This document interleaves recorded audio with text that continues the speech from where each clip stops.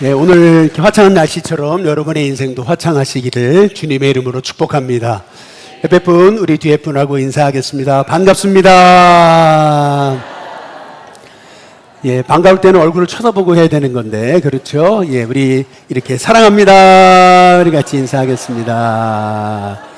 우리 옆에 분, 뒤에 분하고 같이 손잡고 이렇게 인사하면서 같이 인사하겠습니다. 잘 될 겁니다. 잠깐 기도하겠습니다. 하나님 감사합니다. 장로님 기도하신 것처럼 작은 일에도 늘 흔들리는 게 우리이지만 부활의 예수님이 계시기에 우리 매일 넘어져도 또 일어나고 결국 승리하게 되는 줄로 믿습니다.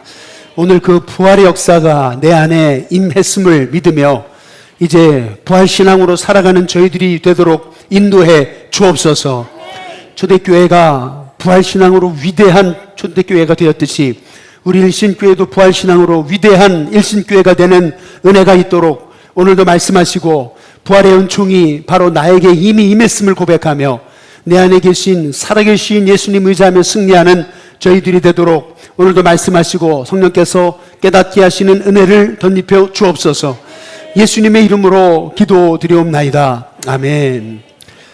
요새 이제 어린이날이 가까워져. 아이들에게 부활이 뭐냐? 이제 이렇게 물은 겁니다. 애들이 뭐라고 대답을 했을까요? 죽음이 죽은 거래요. 할렐루야. 그게 부활이랍니다. 그러니까 어떤 어른이 이제 이렇게 얘기하는, 어른의 용어는 이런 거예요. 죽음을 죽여버린 거라고. 여러분, 우리가 부활신앙을 믿는다면 없어져야 될 단어 하나가 있습니다. 그건 뭐냐면 힘들어?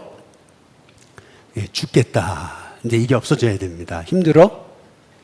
살겠다. 외로워? 살겠다. 괴로워? 살겠다.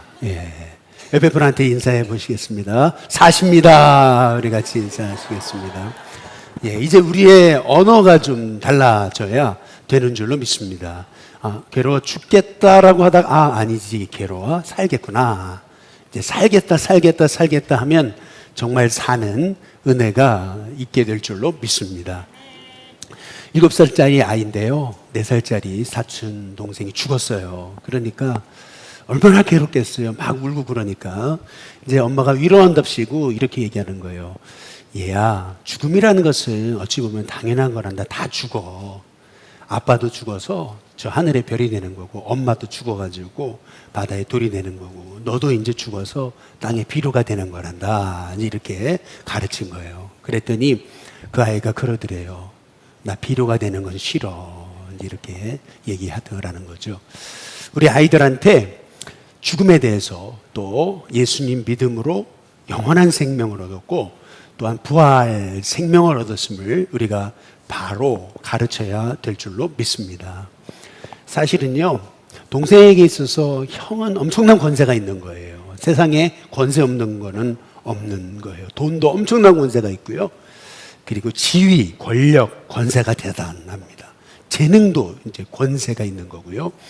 그런데 가장 큰 권세, 이제 그것은 뭐냐면은 사실은 죽음의 권세인 것입니다. 사실 죽음은 다 끝입니다. 아무리 열심히 사는 것 같아도 죽음은 다 끝인 것처럼. 그래서 사실은 이 땅의 모든 권세를 아우르는 권세, 그것은 죽음의 권세인 거거든요. 죽으면은 모든 게 다 소용없어 보이는 것 아니겠습니까? 그래서 셰익스피어는 이런 얘기를 했습니다. 죽음이란 구더기에 밥이 되는 거라고. 그리고요, 조지 허버트는 이런 얘기를 했습니다. 죽음이란 사형집행자다. 이렇게 얘기를 했습니다. 사형집행하러 올 때 얼마나 두려워요. 마찬가지로 죽음이란 그런 것이다. 이제 이렇게 얘기를 했습니다. 팀 켈러 목사님은 죽음이란 두렵고 끔찍하고 무서운 변종이다. 그랬습니다. 알 수 없는. 얼마나 우리에게 두려움을 가져다 주는 거야. 이게 이제 죽음이다. 이제 이렇게 얘기를 한 거거든요. 죽음에 엄청난 권세가 있습니다. 그런데 죽음보다 더 큰 권세가 있습니다. 그것이 바로 부활의 권세입니다. 예수님 부활하심으로 사망을 정복하신 거죠. 죽음을 이기신 거예요. 그 죽음을 이기신 예수님이 나와 함께 하십니다. 그런데 우리가 무엇이 두렵겠습니까? 사실은 부활이라고 하는 것은 내가 죽었음을 전제하는 겁니다. 내가 죽었고 내 안에 부활의 주님이 사시는 것입니다. 그렇기 때문에 이제부터는 여러분 절망하지 마시기를 주님의 이름으로 축복합니다. 내 안에 예수님 계시잖아요. 살아계시고 역사하시고 말씀하시고 또 연합하시고 동행하시고 우리 안에 임재하시잖아요. 그러니까 이제는 염려 걱정하지 마시고 소용없다 하지 마시고 이제는 우리 오늘 장로님 기도에 은혜 받은 것은 바로 최후 승리일 뿐만 아니라 최고 승리다. 우리 모두 승리했습니다. 그 사실을 기억하면서 우리가 부활신앙으로 살아가게 될 때 우리 한국교회 이 땅에 다시금 복음의 전성기가 오게 되는 은혜가 있게 될 줄로 믿습니다. 왜 이런 말씀을 드리냐면 요새 이란과 미국이 한참 전쟁인데 너무 치열하잖아요. 한치 양보도 없잖아요. 여러분 사실 이게 전쟁입니다. 제2차 세계대전 당시에도 영국과 독일 당시에 서로 아주 한치의 양보도 없었습니다. 전쟁을 하다 보면 어떤 일이 생겨요? 이제 포로가 생기잖아요. 그러면 포로 수용소가 있는 거잖아요. 그런데 영국군 중에 놀튼 캠프라고 소위 캠프, 이 놀튼 캠프에서 이 독일군 포로들을 데리고서 성경을 가르친 거예요. 있을 수 없는 일이 일어나게 된 거죠. 예수님이 누구시고 십자가에 죽으시고 부활하셨고 살아계심을 그 포로 수용소에 있었던 19세 한 청년에게 예수님을 전한 거예요. 이 청년은 처음에는 완전히 소망을 잃고 포로 수용소에 온 거예요. 이제 잡혔잖아요. 이제 죽었구나. 구타는 기본이고 이제 끝났구나. 절망 가운데요. 보니까 말씀을 전하는데 이게 쇼가 아닌 거예요. 진짜인 거예요. 사랑으로 품어주는 거예요. 말씀으로 세우는 거예요. 그랬더니 이 청년이요 이런 얘기를 했습니다. 감춰진 이 하나님의 얼굴이 빛나는 하나님의 얼굴로 바뀌는 순간 나는 부활의 예수님을 만났다 이제 이렇게 얘기를 했습니다. 여러분 그 사람이 누구냐면은 20세기 이 세계 신학계를 뒤흔들고 세계 신학교의 희망전도사로 활동을 했던 윌겐 몰트만이라고 하는 사람의 얘기인 것이에요. 여러분 우리가 하는 일이 되게 미약해 보입니다. 지금 이렇게 예배 드리는 것도 미약해 보이죠. 그러나 우리가 부활의 소망을 심을 때 시대의 판세는 바뀌는 역사가 일어나게 될 줄로 믿습니다. 왜냐하면은 함석헌 선생이 그런 얘기를 한 적이 있어요. 생각하는 백성이라야 산다라고 하는 책에서 이런 얘기를 했습니다. 지금껏 역사상 위대한 종교가 일어나야 위대한 나라가 일어났다는 거예요. 위대한 종교 없이 위대한 나라가 일어난 적이 없다는 거예요. 근데 이걸 거꾸로 얘기하면 나라가 망했다라는 얘기는 뭐를 의미하는 거냐면 종교가 무너졌다는 얘기예요. 다시 말하면 종교가 흥할 때 나라가 흥한 거고요. 종교가 무너질 때 나라가 무너진 거라는 거죠. 그런 의미에서 이거를 우리가 부활의 관점에서 우리가 보게 된다면 이렇게 보는 거예요. 근데 어떻게 네로가 핍박을 하잖아요. 아니 어떻게 그렇게 한 번도 아니고 두 번이나 엄청난 전염병, 역병으로 사람들 수백만 명이 죽어가는데 교회는 부흥했을까? 아니 부흥 정도가 아니고 폭발적으로 부흥을 했을까? 그 이유가 뭐겠어요? 그 이유는 뭐냐면 예수님 부활하셨기 때문에 그런 거예요. 그 부활하신 예수님, 그 예수님을 믿는 그 부활신앙, 이것이 초대교회를 위대한 교회로 만들었다라고 하는 얘기라는 거죠. 그래서 톰 라이트는 이런 얘기를 했어요. 기독교는 애초에 처음부터 단순한 하나님 나라 운동이 아니라는 거예요. 기독교는 애초에 처음부터 부활 운동이었다는 거죠. 그래서 우리는 다시 우리 한국교회, 바로 우리 일신교회가 위대한 주님의 교회가 되려면은 이 부활신앙을 회복해야 됩니다. 주님 살아계신단 말이에요. 내 안에 살아계시는 그분, 내 안에 동행하시는 그분. 그래서 여러분의 삶이 주일만 신앙인이 아니고 삶 속에서도 부활의 주님과 동행하는 저와 여러분이 될 수 있기를 주님의 이름으로 축복합니다. 옆에 분하고 인사해 보겠습니다. 부활신앙으로 삽시다. 우리 같이 인사하겠습니다. 여러분, 그런데 이제 세 가지 우리가 중요한 질문을 던져야 돼요. 첫 번째, 그것은 뭐냐면, 아니, 부활신앙을 어떻게 이렇게 확신할 수 있느냐? 어떻게 이렇게 목사님은 확신하냐? 이렇게 물을 수 있어요. 증거가 뭐냐? 이렇게 물을 수 있어요. 증거를 대볼까요? 증거가 뭐냐면요. 증거는 성경이에요. 많은 사람들이 증거를 대봐라. 그러니까 뭐 베드로의 변화, 뭐 제자들의 변화, 그리고 뭐 초대교회가 그 로마를 변환시킨 거, 뭐 폭발적인 부흥성장, 이게 증거다 이렇게 생각하는데, 사실은 신앙은요, 어떤 현상, 어떤 보여지는 것에 서는 게 아니에요. 신앙은 어디에 서는 거냐면 말씀 위에 서야 되는 줄로 믿습니다. 그래서 여러분의 신앙이 성장하려면 어느 날 갑자기 신앙이 번개처럼 확 나한테 임해가지고 갑자기 흔들리지 않는 신앙이 되는 게 아니에요. 여러분의 신앙이 흔들리지 않는 신앙이 되려면 말씀 위에 서야 될 줄로 믿습니다. 우리 고린도서 15장 22절에 보면은 이렇게 말씀합니다. 다 함께 같이 한번 읽어보겠습니다. 함께 있습니다. 시작. 아담 안에서 모든 사람이 죽었어요. 그러나 그리스도 안에서 모든 사람이 생명, 영원한 부활의 생명을 얻는 것입니다. 다시 한번 시작. 아담 안에서 모든 사람이 죽은 것 같이 그리스도 안에서 모든 사람이 삶을 얻으리라. 분명히 아담 안에서는 다 죽었어요. 살지 못해요. 결국 죽음의 권세가 사람을 사로잡고 있어요. 그러나 그리스도 안에서 다 살아난다, 부활한다. 성경이 약속하고 있잖아요. 그러니까 다시 말해서 부활의 그 확신을 어떻게 가질 수 있습니까, 목사님? 증거가 뭡니까? 그러면요, 성경인 거예요. 성경. 예. 여러분, 말씀을 믿는 것이 신앙인 줄로 믿습니다. 내가 어떻게 하나님 자녀인가? 성경에서 영접하는 자, 곧 그 이름을 믿는 자들에게는 하나님의 자녀가 되는 권세를 주셨다라고 말씀하고 있잖아요. 성경이 믿는 사람에게 바로 하나님의 자녀가 되는 권세를 주셨다라고 약속하고 계시잖아요. 그러니까 내가 하나님 자녀라는 걸 믿는 거죠. 흔들림 없이 믿는 거죠. 그러니까 신앙이라는 건 뭐냐면 자꾸 우리는 현상이나 상황이나 느낌이나 감정을 의지하는 게 아니에요. 오늘 날씨 좋으니까 사람들 다 놀러 다니고 그러고 나는 못 놀러 가고 괜히 마음이 울적하고, 여러분 어떤 그런 마음, 기분, 감정을 의지하는 건 신앙이 아니에요. 신앙이란 건 뭐냐면 한번 따라해 보겠습니다. 말씀 위에 서는 것이 신앙인 줄로 믿습니다. 그래서 아담 안에서 모든 사람이 죽었어요. 그러나 그리스도 예수 안에서 모든 사람이 삶을 얻을 것이다 약속하고 계시잖아요. 우리는 그 말씀을 믿는 하나님의 종들이 돼야 될 줄로 믿습니다. 그러면 두 번째, 여러분 부활이 만약에 없다면 어떻게 되는 거예요? 만약에 진짜 부활하지 않으셨다면 어떻게 되는 거냐면요, 바울은요 5가지로 얘기하고 있는 거예요. 빠른 속도로 말씀드려 볼게요. 15장 14절에 보니까 이렇게 얘기한 거죠. 같이 읽습니다. 함께 읽습니다. 시작. 그리스도께서 만일 다시 살아나지 못하셨으면 우리가 전파하는 것이 헛것이요 또 너희 믿음도 헛것이며. 고린도 13장에 보시면은 바울이 이런 얘기를 하는 거예요. 만약에 사랑이 없다면 산을 옮길 믿음이 있어요. 그리고 예언을 하는 능력, 사람들의 미래를 다 봐요. 그리고 또 천사의 말 방언을 해요. 아무리 산을 옮길 만한 믿음이 있어도 사랑이 없다면 그것은 아무것도 아니다.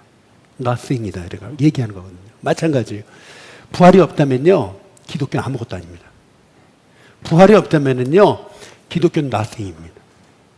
두 번째로, 만약에 부활이 없다면 어떻게 되는 거냐면요, 우리 15절 한번 같이 한번 읽어보겠습니다. 함께 있습니다. 시작. 또 우리가 하나님의 거짓 증인으로 발견되리니 우리가 하나님이 그리스도를 다시 살리셨다고 증언하였습니다. 만일 죽은 자가 다시 살아나는 일이 없으면 하나님이 그리스도를 다시 살리지 아니하셨으리라. 만약에 부활이 없다면요, 저는요 사기꾼이 되는 거예요. 여러분도 사기꾼이 되는 거예요. 그러니까 제가 사기꾼 대장, 여러분 사기꾼 쫄개들, 이렇게 되는 거예요. 사실은 성경이 그렇게 얘기하고 있는 거예요. 세 번째, 만약에 부활이 없다면 어떻게 되는 거냐면요, 우리 17절 한번 같이 한번 읽어보겠습니다. 함께 읽습니다. 시작. 그리스도께서 다시 살아나신 일이 없으면 너희 믿음도 헛될 뿐만 아니라 너희가 여전히 죄 가운데 있을 것이요. 그러니까 이 말의 의미는 뭐냐면 천국 문턱에도 못 간다는 얘기입니다. 여러분, 종교로는 천국 문턱에 못 갑니다. 내 열심으로는 천국 문턱에 못 갑니다. 우리가 죄가 용서받은 이유는 뭐냐면 예수님 부활하셨기 때문에 그런 거예요. 그러니까 세상 종교로는요 구원받을 수 없는 거예요. 사실은요 예수님 외에는 구원이 없는 거예요. 그런데 예수님 부활하셨잖아요. 그래서 우리의 죄가 용서받은 거라는 거죠. 만약에 부활하지 않으셨다면 저와 여러분 다 지옥 자식 되는 거예요. 네 번째, 여러분 만약에 부활이 없다면 어떻게 되는 거냐면요, 18절 같이 한번 읽어보겠습니다. 함께 읽습니다. 시작. 또한 그리스도 안에서 잠자는 자도, 성경은 죽었다는 것을 죽었다고 얘기하지 않아요. 잠잔다라고 얘기해요. 깨어날 거니까, 부활할 거니까. 여러분 만약에 부활이 없다면은요, 저희 할아버지 할머니 다 망하신 분이거든요. 망자거든요. 우리 일심교회 얼마나 많은 장로님 권사님들 제가 이후로도 많이 돌아가셨습니까? 근데 만약에 부활이 없다면 그분들 다 망자예요. 뿐만 아니죠. 저도, 여러분도 다 망자예요. 마지막으로 부활이 만약에 없다면 19절 한번 다 함께 같이 한번 읽어보겠습니다. 함께 했습니다. 시작. 만일 그리스도 안에서 우리가 바라는 것이 다만 이 세상의 삶뿐이면 모든 사람 가운데 우리가 더욱 저 불쌍한 자도 없다. 우리가 가장 불쌍한 자다. 이렇게 말하고 있는 겁니다. 바울은요, 예수님 때문에요, 생명 걸은 거예요. 인생 걸었어요. 그렇게 유대교에서 인정받는 학자로 있다가요, 딱 예수님께 인생 걸고 왕따 당한 거예요. 완전 예루살렘에 들어갔을 때 그를 죽이려고 40명이나 몰려들 정도로 그렇게 이 바울은 완전히 복음 때문에 왕따 된 거거든요. 근데 만약에 부활이 없다면, 바울이 전한 것이 예수 그리스도의 부활인데 부활이 없다면 제일 불쌍한 사람 자기라는 거죠. 그런데 여러분, 불쌍한 사람이 바울뿐입니까? 저도 예수님 십자가와 부활 그것 때문에 제 인생을 건 거거든요. 그것밖에 몰라. 일주일 내내 제가 이 말씀 전하기 위해서 한 5-6권의 책은 읽었습니다. 그렇다고 한다면 여러분 그 시간 동안 뭐 한 거예요? 저는 그것만 생각한 거예요. 부활만 생각한 거예요.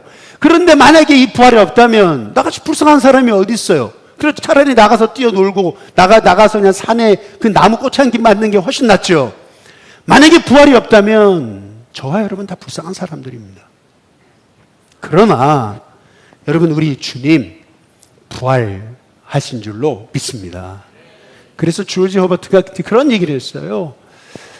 복음이 없을 때 여러분 죽음은 사형 집행자였다는 거예요. 그래서 사람들 막 두려워하고 죽음 앞에 절망하고 그랬던 거예요. 셰익스피어가 얘기한 것처럼 죽음은 결국 구더기 밥이 되는 거거든요. 그런데 복음 안에서 이제는 죽음은 정원사로 바뀌었다는 거예요. 새로운 씨앗을 심는, 부활의 씨앗을 심는. 그래서 복음이 없을 때는 죽음은요, 사람의 이 숨통을 쥐어버려가지고 결국 죽여버리는 그것이었다면, 이제 예수님 안에서, 복음 안에서 죽음이라는 것은 어떻게 되는 거냐면은 정말 놀라운 비범한 존재로 다시 태어나게 하는 그러한 길이 되었다라고 말씀하고 있는 것인 거죠. D.L. 무디 목사님이 이제 이런 얘기를 했습니다. 만약에 이제 곧 시카고에 부고장이 날 거라는 거예요. D.L. 무디는 죽었다. 그러면 거기에 속지 말라는 거예요. 근데 왜냐하면 나는 오히려 더 지금보다 생생하게 살아있을 테니까. 여러분, 저와 여러분이요, 죽음의 권세를 이기신 그 예수님을 믿는다는 거, 여러분 이것이 말이 아닙니다. 이것이 우리를 살리는 능력인 줄로 믿습니다. 모든 사람이 다 죽음에 매여 있죠. 다 죽는 것 때문에 사람들 두려워합니다. 그러나 죽음을 이기신 우리 예수님으로 인해 그 예수님의 부활이 나의 부활이 됐다. 우리도 승리한다. 여러분, 이것이 얼마나 큰 축복인지를 깨달은다면요, 여러분, 저와 여러분이 이 땅에 있는 것들 때문에 염려하고 걱정할 필요 없는 거예요. 열심히 애쓰고 수고했는데 소용없다고, 다 소용없는 거라고, 의미 없는 거라고, 허무한 거라고. 인생은 허무해. 여러분, 이제는 여러분이 진짜 부활을 믿는다면요, 허무는 없어요. 소용없는 게 아니에요. 반드시 열매 맺는 은혜가 있게 될 줄로 믿습니다. 그렇다면 이제 마지막으로 우리가 물어야 되는 것이 있어요. 한번 따라해 보겠습니다. 어떻게 해서 어떻게 부활하느냐. 여러분, 이제 드디어 핵심에 왔습니다. 고린도 15장 51절 우리 다 함께 같이 한번 읽어보겠습니다. 함께 있습니다. 시작. 보라, 내가 너희에게 비밀을 말하노니 우리가 다 잠잘 것이 아니요 마지막 나팔에 순식간에 홀연히 다 변화돼. 한번 따라해 보겠습니다. 순식간에. 마지막 날 나팔 소리가 들립니다. 그때 순식간에 이 육의 몸이 영의 몸으로, 부활의 몸으로, 썩을 몸이 썩지 않을 몸으로 변화된다. 순식간이라고 말하고 있습니다. 이 순식간이라는 말은 헬라어로 아토모스라고 하는 말인데요. 이 아톰이라고 하는 말은 결국에는 가장 최고의 그 원자 아니겠어요? 아주 쪼갤 수 없는 그 최고의 작은 거. 다시 말하면 눈 깜짝할 사이에, 이게 아토모스라고 하는 말이에요. 눈 깜짝할 사이에 부활이 일어난다라고 성경이 이제 말하고 있는 건데요. 여러분 쉽게 말하면 이렇게 설명드릴 수 있을 것 같아요. 교통사고 당해보셨습니까? 제가 교통사고를 당할 때 제가 잊혀지지 않는 것이 있어요. 그게 뭐냐면 저를 한번 보세요. 이거였습니다. 순식간에 딱 순식간에 이게 딱 보여요. 눈에 그냥 딱 이게 차가 거의 폐차됐으니까. 근데 신기한 게 있더라고요. 제가 깨달은 게 있어요. 그게 뭐냐면요, 순식간인데 제 생각 속에는 이게 다 슬로우 비디오예요. 다 보여요. 이게 사고가 나는 하면 탁 슬로우 비디오입니다. 이게 슬로우 비디오. 이게 무슨 말이냐면 순식간에 홀연히 변화되면 그럼 우리가 어떻게 하느냐? 아니에요. 순식간에 변화된다라는 말은요, 누군가에게는 주님 다시 오시는 날이 멸망받는 날이에요. 그러나 누군가에게는요, 슬로우 비디오, 주님께 끌어올려지는 거예요. 다시 사는 거예요. 그래서요, 여러분 오늘 15장 53절에서 이렇게 얘기하는 거예요. 같이 한번 읽어보겠습니다. 같이 읽습니다. 시작. 이 썩을 것이 반드시 썩지 아니할 것을 입겠고 이 죽을 것이 죽지 아니함을 입으리. 썩을 것이요, 예, 썩을 것이 썩지 아니할 것으로 딱 덧입혀진다 라고 하는 거예요. 여러분 사람 썩은 거 이제 보셨습니다. 얼마 전에 저희 후배가 다리를 잘랐다 그러더라고요. 당뇨 때문에. 그런데 잘 보세요. 썩으면 잘라내야 되는 거예요. 얼마나 그 냄새라고 그런지 몰라요. 그런데 잘랐다고 한번 생각해 보세요. 이게 얼마나 그 사람이 절망이 오겠습니까? 그런데 이 썩을 것이 썩지 아니할 것을 입는다. 썩지 아니할 것으로. 썩을 건데 이제 썩지 아니할게 돼요. 그 정도가 아니에요. 오늘 54절에 보면 이렇게, 53절에 보면 이렇게, 54절 이렇게 얘기하는 거예요. 같이 한번 읽어보겠습니다. 함께 있습니다. 시작. 이 썩을 것이 썩지 아니함을 입고 이 죽을 것이 죽지 아니함을 입을 때에는 사망을 삼키고 이 길이라고 기록된 말씀이 이루어지리라. 한번 따라해 보겠습니다. 사망을 삼키고.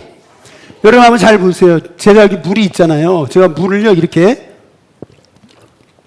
삼켰단 말이에요. 그러면 이 안에 있던 물은 사라지는 것 아니겠어요? 마찬가지예요. 사망을 삼킨다. 무엇이요? 부활의 생명이. 생명이 사망을 삼켜버려요. 그래서 이 말씀이 결국 이루어지는 거, 여러분 이것이 부활이라고 하는 거죠. 더 이상 절망 다 삼켜버려요. 허무 삼켜버려요. 여러분 죽음이라는 것은 결국 끝나는 거라고 생각하잖아요. 모든 걸 다 삼켜버리는 거예요. 그렇기 때문에 부활신앙이 우리 안에 임하기 시작하면은 소망이 생겨지는 거예요. 담대함이 생기는 거예요. 그래서 바울이 고린도서 15장 55절에서 이렇게 얘기하고 있는 거죠. 같이 한번 읽어보겠습니다. 함께 읽습니다. 시작. 사망아 너의 승리가 어디 있느냐. 사망아 너의, 여러분 지금 사망한테 얘기하고 있는 거예요. 사망아 너 승리가 어디 있느냐. 사망아 내가 쏘는 것이 어디 있느냐. 지금 사망에게 명령하고 있는 거거든요. 이 말의 의미는 뭐냐면 이거예요. 사망아 너 대단한 줄 알았는데 별거 아니구나. 우리 애들 얘기로 얘기하면 이거 사망아 너 죽었거든. 예. 왜요? 예수님 부활하셨으니까. 예. 그런데 오늘 그 다음 말씀 계속 한번 보시면은 우리 15장 56절에 보면 이렇게 얘기하는 거예요.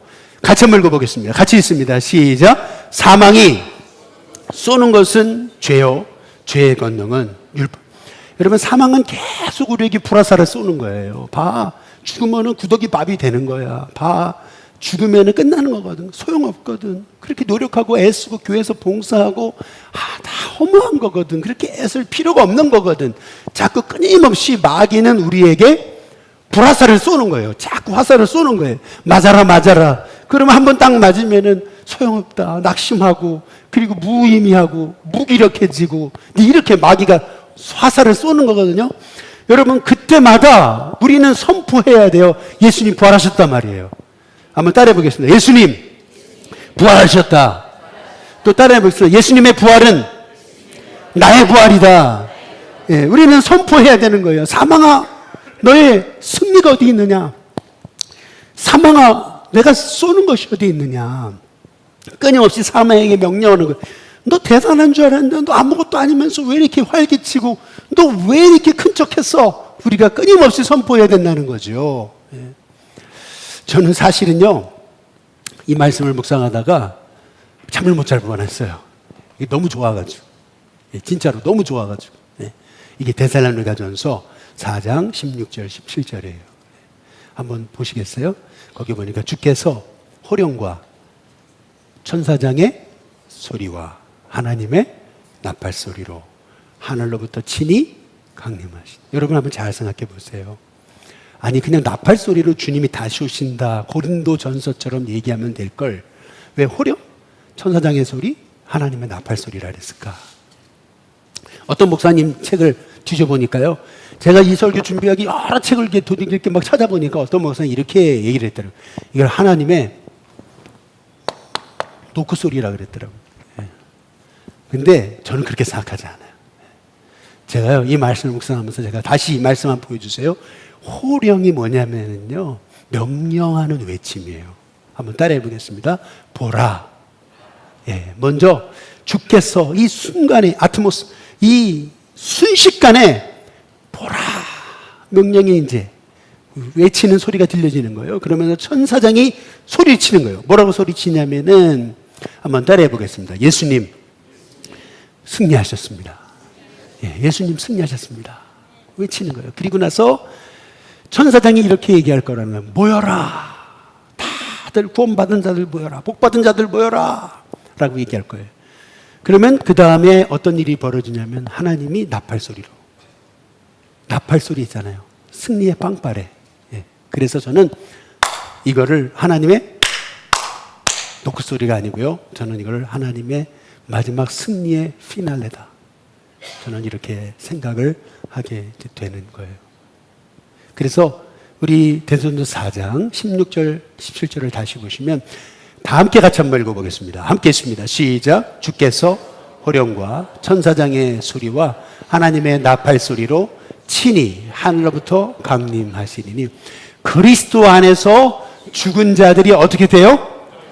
먼저 일어나요. 잠자는 자들이 일어나요. 그리고요 17절 같이 있습니다. 시작. 그 후에 우리 살아남은 자들도 그들과 함께 구름 속으로 끌어올려 공중에서 주를 영접하게 하시리니 그리하여 우리가 항상 주와 함께 있으리라. 아멘. 주님과 함께 영원히 함께 있게 되는 거, 여러분 그것이 부활의 축복인 줄로 믿습니다.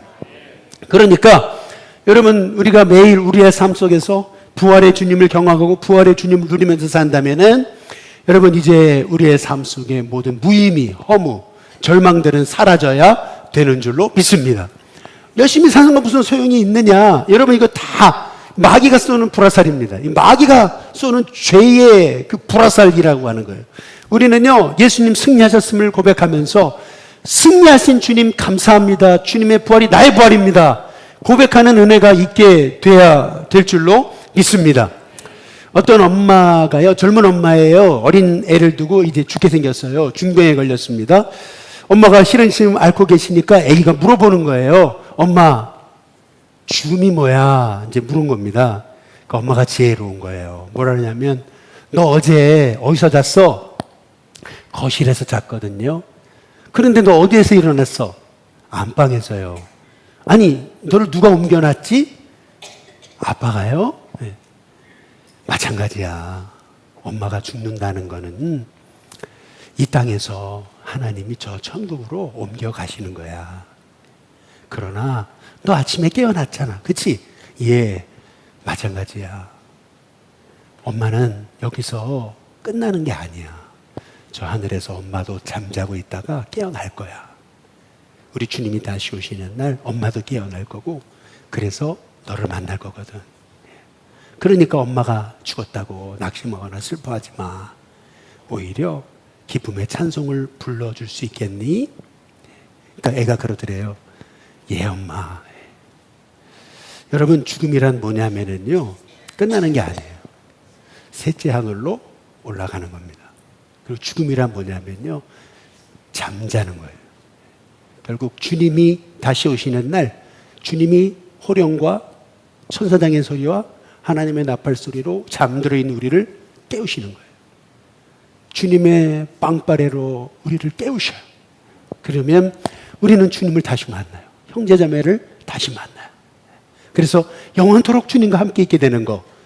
여러분, 이것이 바로 기독교의 메시지, 부활의 메시지인 거예요. 그렇기 때문에 초대교회 성도들은 이 땅의 죽음을 두려워하지 않았어요.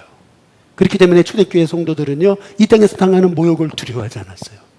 그렇기 때문에 초대교회는요, 복음 전하다가 순교당하고 머리가 잘리고 팔이 잘리고 다리가 잘리는 것을 허무하다고 소용이 없다고 얘기하지 않았어요. 오히려 흔들리지 않았어요. 주 안에서 수고하는 것 반드시 열매가 있을 것임을 믿으면서 그들은 믿음으로 승리했던 거죠. 서울장신대 김호경 교수가 쓴 죽음, 부활을 품다라는 책에 보니까 이런 얘기를 하더라고요. 기독교의 처음 신앙은 부활신앙이었다는 거예요. 이 말의 의미는 뭐예요? 한번 따라해 보겠습니다. 부활이 초심이다. 예, 부활이 초심이라는 거예요. 초심. 그러니까 우리가 초심으로 돌아간다는 것은 뭐냐면요, 예수님의 부활로 돌아가는 거예요. 그 부활신앙으로 돌아가는 거예요. 예. 그러면 그 부활신앙이 뭐냐? 초심이 뭐냐? 그게 본심이어야 된다는 거예요. 우리의 본심. 이 본심이 뭐냐면, 부활을 생각하면 어떻게 되는 거냐면, 노력하고 애쓰고 다 의미 없고 소용없고 다 부질없는 이게 아니라는 거예요. 여러분, 본심이 뭐냐면 기쁨과 감사와 즐거움과 찬송과 환희와 은혜가 충만한 것이 바로 이 부활신앙을 확신하는 우리의 본심이어야 된다는 거죠. 그렇다고 본다면요, 이제 누가 아유 소용없어, 여러분, 아니에요. 우리는요 절망하지 않아요. 우리는요 낙심하지 않아요. 우리는요 실패하지도 않아요. 결국 승리할 거예요. 우리 기독교가 다시 이 부활신앙 초심으로, 본심으로 돌아가면 다시 부흥 역사가 일어납니다. 왜냐하면 그것이 바로 기독교의 초심이었으니까. 바라기는 저와 여러분의 삶이 이 초심으로 돌아가는 은혜가 있게 되시길 주님의 이름으로 축복합니다.